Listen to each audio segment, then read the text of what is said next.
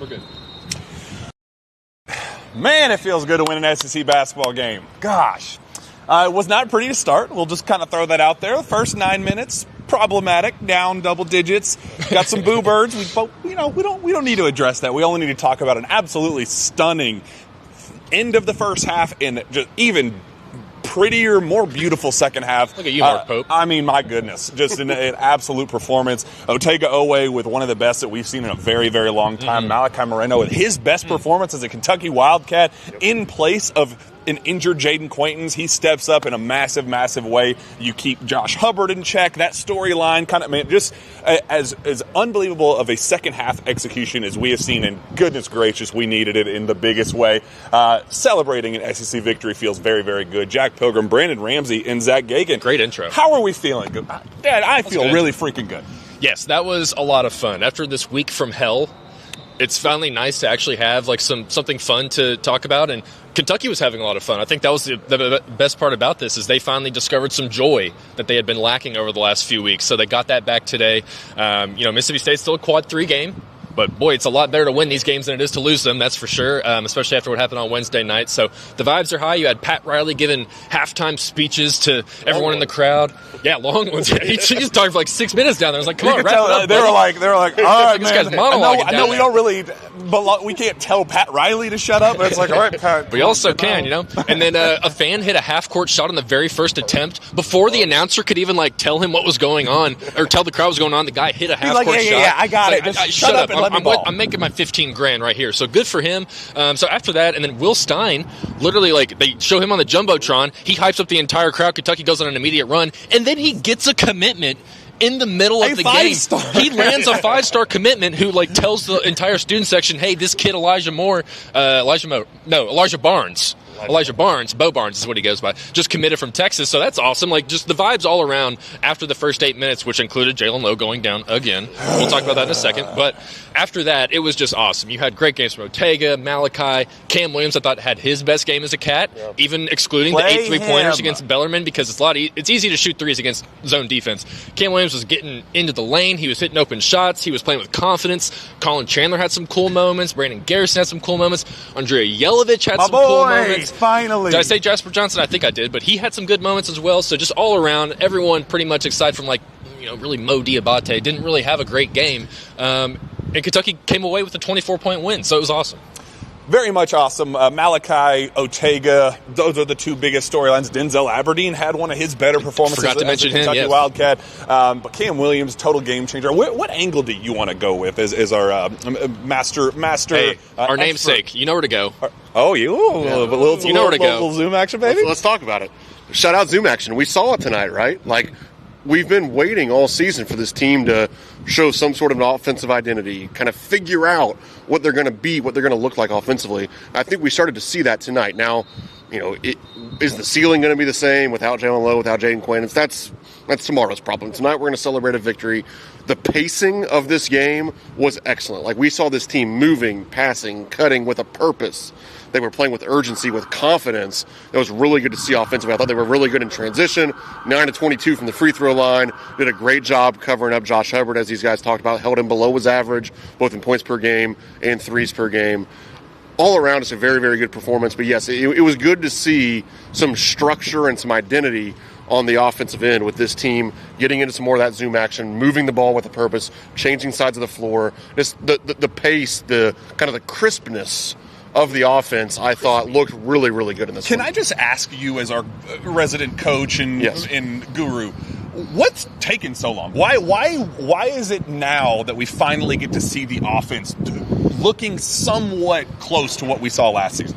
It's a good question. It's a fair question. Without being in practice, my coach answer is going to be, I quite frankly don't know. I think some of it, though, I mean, honestly, though, like when you have guys that are practicing and not practicing, playing and not playing, Jalen Lowe in and out of the lineup, Jaden Quaintance in and out of the lineup, all these different guys in and out of the lineup, it is hard to really establish that offensive identity because it is different with different guys in the lineup. So I think that there has been a lot of kind of throwing stuff at the wall, seeing what sticks. Unfortunately, we've seen a lot of what doesn't stick to this point. Maybe tonight we saw something that does stick, and we'll be able to roll with that. But, yeah, it's frustrating. But, I mean, like, we hear that from Coach Pope. Like trust me, there's nobody more frustrated. We heard in the last press conference, like he's as frustrated as everybody else. Not to bring that up, but you know, like he's figuring it out like the rest of us. I know that can be hard for the general public to accept at times. You want your basketball coach to be the savant, to know everything, but sometimes they don't have all the answers either. And also, quite frankly, sometimes there isn't a great answer, and maybe this team just isn't as good as we want them to be, and then that can be part of it too. Now, you still can maximize the talent and what you have, and I think we obviously saw that tonight with a 24-point SEC win, but we're getting there one step at a time. I do think, to chime in, I think it helped that, at least for this game in particular, it helps having Malachi kind of run the show a little bit more, have the ball in his hands, because he already kind of knows what to do, whereas JQ is still kind of learning his way, establishing his footing. So Malachi being able to go back into a role that he pretty much had for the first 11 games of the season and be a little bit more comfortable in that, I think really helped him get a rhythm, because he was playing us, what was it, 6 assists? Someone said he had 6 assists. Right. I think he had like 4 steals as well. 8 rebounds. 8 rebounds. Unbelievable, man. Amazing game from him. Like if his wingspan was 5 inches longer, he probably would have had 5 blocks as well, and he would have had, been on like 5x5 watch. He was just awesome tonight. So I think that helped him. It helped Kentucky as a team as well, just Malachi being a little bit more comfortable in his role that he's been familiar with for most of the season. Brandon, a fifth, I believe, 5 of 7 20-point performances now for Otega-Oweh, just totally finding himself again, just like comfortable within himself. For the first, the start of the year, he just was not himself. He was returning from the turf toe, and it just really felt like it took a long time for him to get going. And man, he's just humming in a way that we have been waiting a very, very long time for, and everything else just seems to fall into place whenever Otega is crashing the glass, getting the putbacks. He just seems to do everything, and the energy he brings, getting out in transition, the windmill dunks. Like he is looking like the SEC Player of the Year we were kind of promised going into the season. Absolutely, and it's something I talked about when Kentucky was missing some of these guys.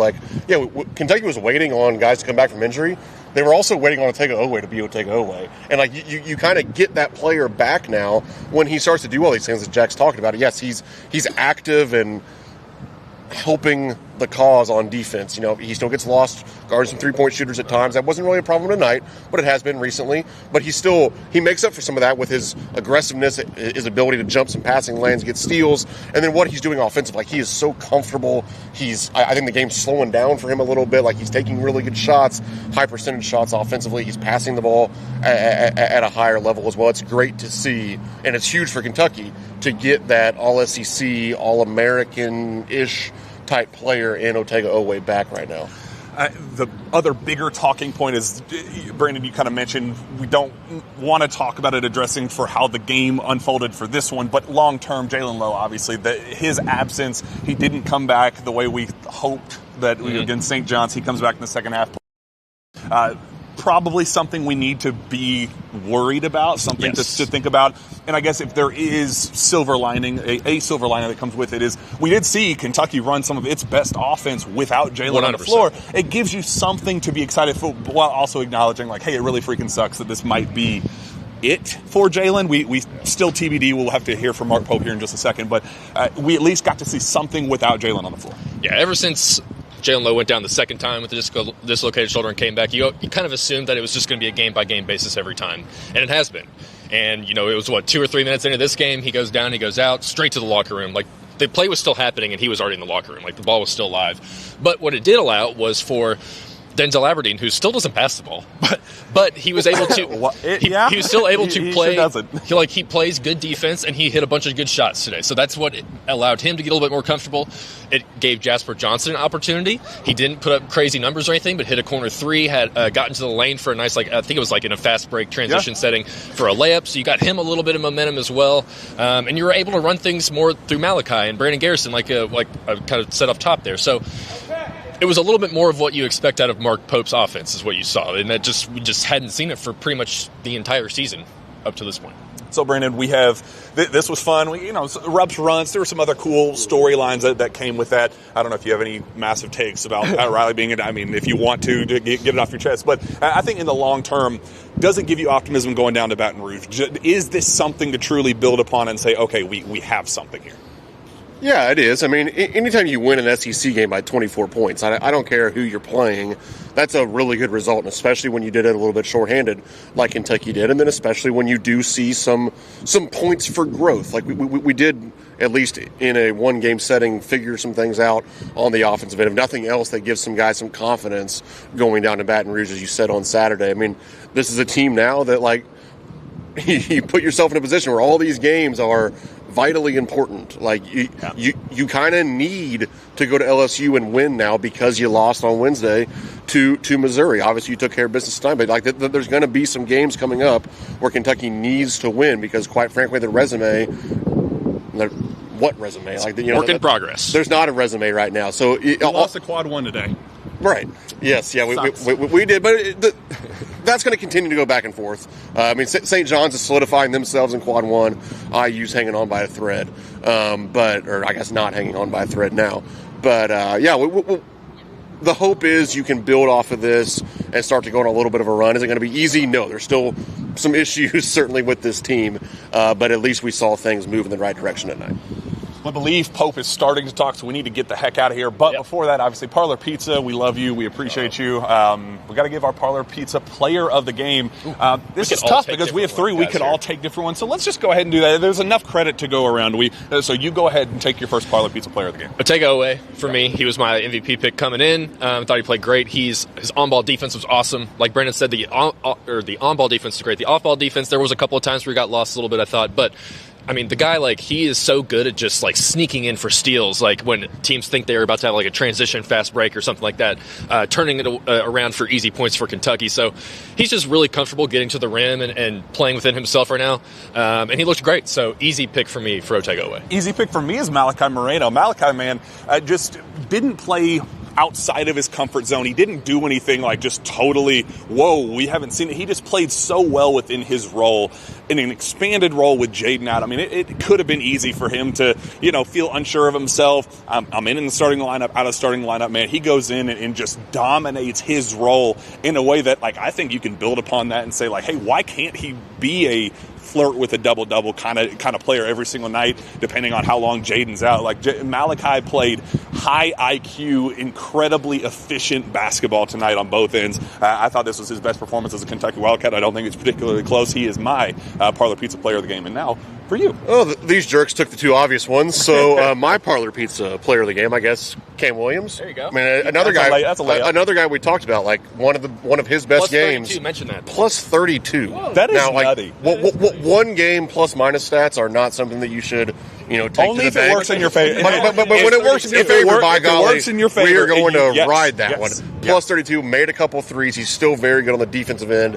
He is a difference maker on both ends of the floor. We saw, to me, just a new level of confidence from him. Obviously, that was built by making 8 threes against Bellarmine, but the way he attacked the basket off the dribble, did some really good things off the bounce today, obviously also along with his shooting ability. So I'll go with Cam Williams as our Parlor Pizza player of the game. Shout out Parlor Pizza, multiple locations, the absolute most delicious food you'll ever find. And we appreciate our friends of Cole as well. Friends of Cole. Sure, they keep the lights on. The light right there on Steven's camera is on because Fueled by Cole. So appreciate our friends of Cole. We got to get inside here. What Mark Pope has to say, some injury updates, all that good stuff. But goodness gracious, it feels good to get an SEC victory. Go Cats.